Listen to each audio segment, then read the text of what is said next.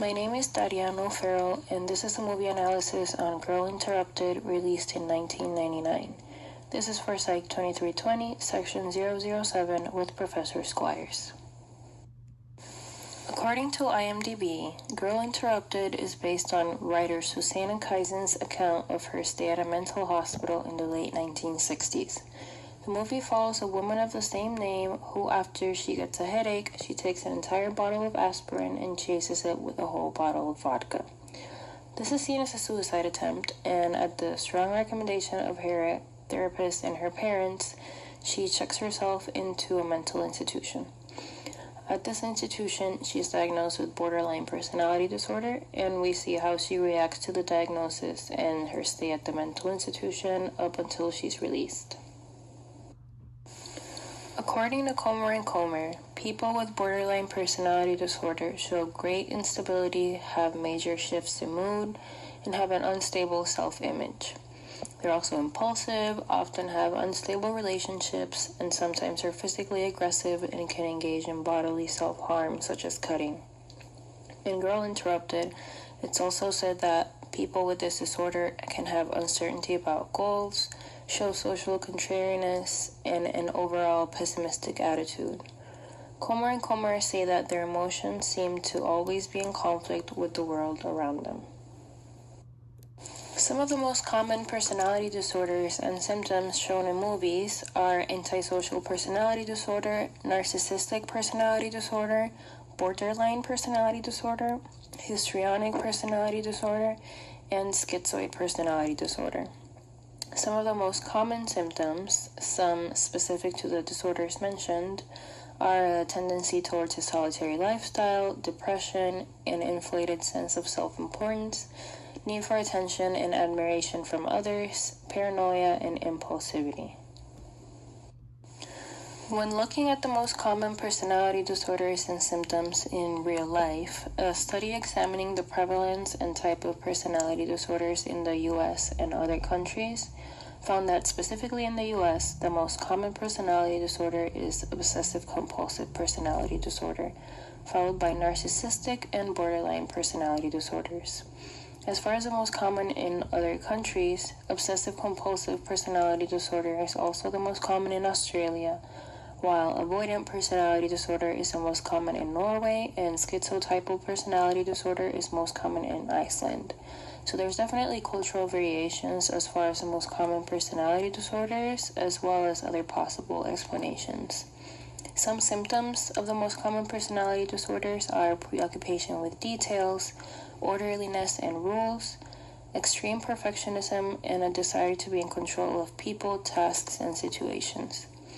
Also, the belief that you're special and more important than others, and a failure to recognize others' needs and feelings.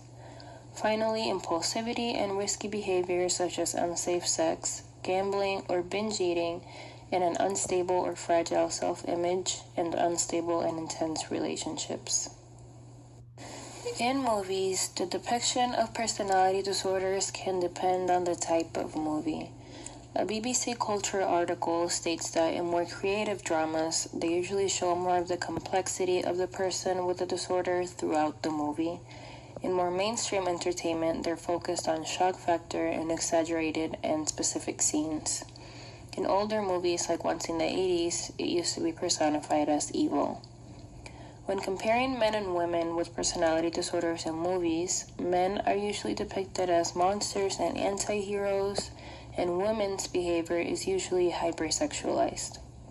A direct quote from the article says, "The movie may be promoting and reflecting a heightened public awareness of mental health.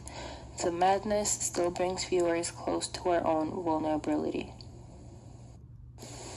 According to Comer and Comer, studies indicate that around 15% of all adults in the US display a personality disorder at some point in their lives.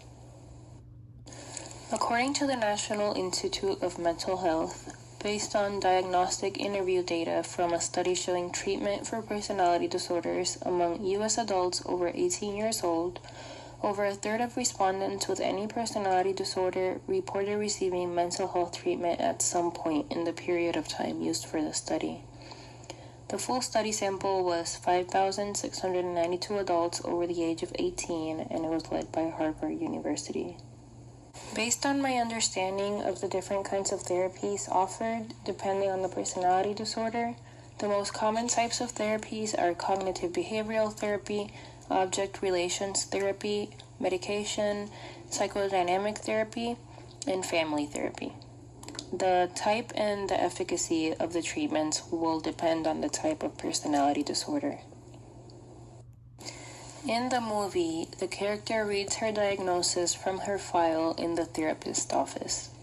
It reads, psychoneurotic depressive reaction, highly intelligent but in denial of her condition, personality pattern disturbance, RO undifferentiated schizophrenia, established diagnosis, borderline personality disorder. Some of the symptoms she shows that are in the diagnosis but are shown throughout the movie are impulsivity, which is mostly in a sexual manner, a suicide attempt, which is the reason why she got admitted, feeling bored and empty, possible substance abuse, again related to why she got admitted, possible self-mutilation, and intense shifts in mood. She shows many of the symptoms accurately and also in a real way instead of it being romanticized, and there's also instability shown in her relationships. I believe that the character is a fairly accurate representation of borderline personality disorder. And these are my references. Thanks.